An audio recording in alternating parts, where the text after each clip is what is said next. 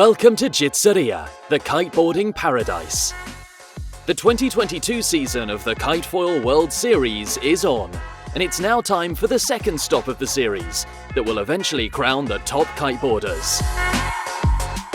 After the season opener on the magnificent Lake Tronsay in Upper Austria that saw Martin Dolenz and Julia Damasevich celebrating their victories, the series moved to the renowned Hang Loose Beach in Calabria, Italy, for the second act.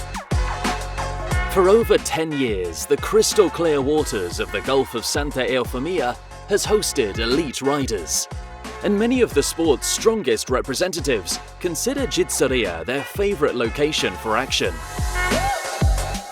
Hang Loose Beach is a sacred place for the riders, who can always rely on the flat water and consistent sea breeze to let them hit top speeds.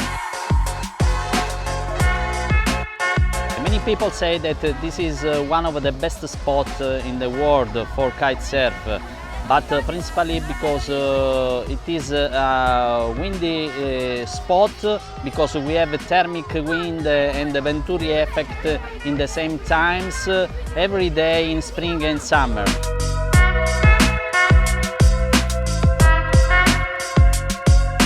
Yeah, the first time I went here with tube kites and race boards still, I was a young kid, but I already entered the top 10 at that time, so at the Kite Tour Europe. So yeah, I tried to learn from the top guys at that time. I think the big benefit of the World Series for kiteboarding is that we are not stopping. Every year we make another step with the equipment, with the performance of all the gear. For this year's stop, 96 of the most accomplished riders representing over 20 countries from 5 continents were ready to compete in the idyllic conditions. Last year's winners, Daniela Moroj and Denis Taridin, were eager to repeat 2021's success. The first stop in Upper Austria had left them with mixed feelings.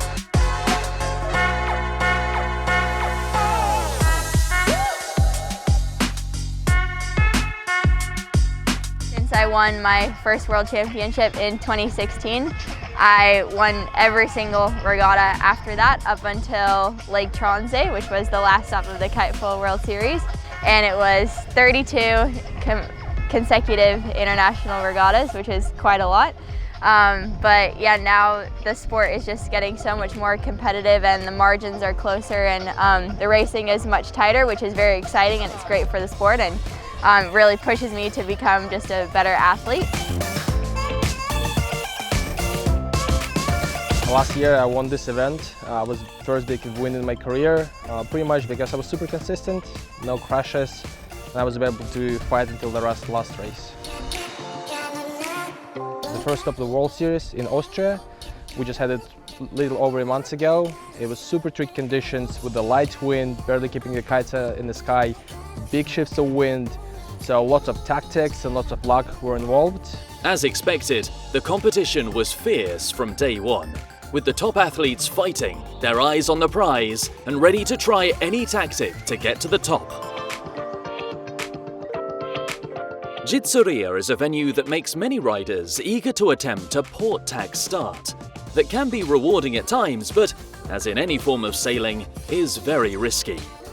In Gizzeria, often the best route up the racecourse is to the right.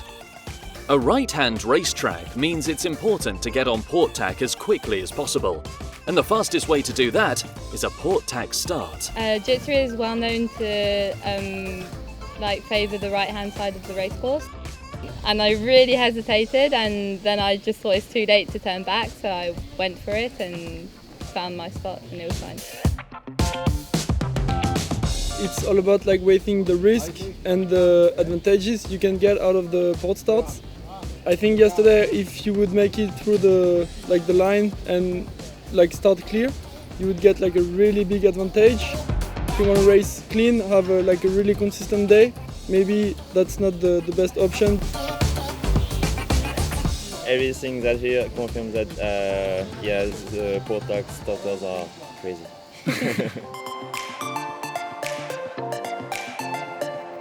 The conditions were excellent during the first 3 days of action that would shape the standings. Denis Taradin and Tony Vodisek prevailed in the men's fleet, while the female fleet was dominated by the favourites Lorian Nolo and Daniela Moroj. The biggest goal for all riders was to make it into the top 10, with the format giving everyone a shot at the win.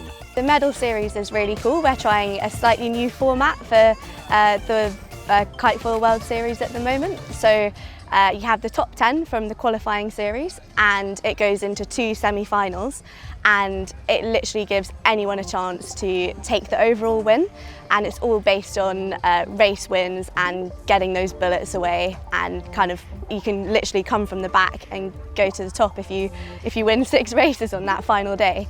It's a bit of a shift, but it's possible. The final day arrived, and the quickfire medal series proved to be epic.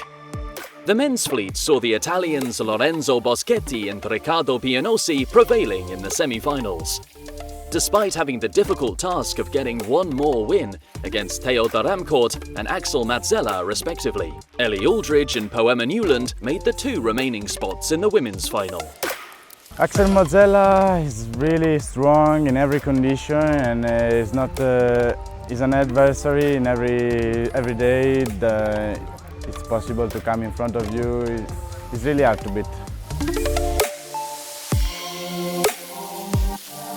The level of this sport incredibly grow as fast as nobody was thinking, because everybody is like putting all effort, like 200% every day. Ultimately, the yellow bibs proved too dominant to give away their advantage in both fleets. Denis Taradin needed only 1 win to successfully defend the title that he won a year ago.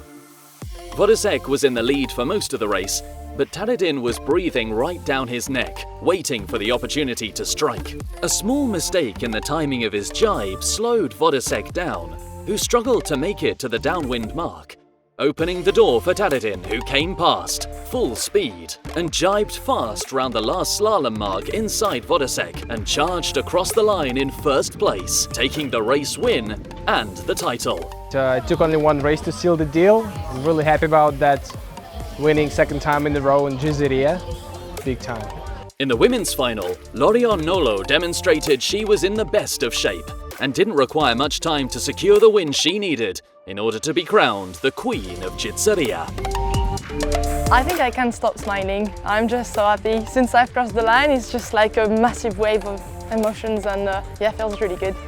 Yeah, before crossing the line, I was really stressed, and I was like trying to remind me that it's just 1 race.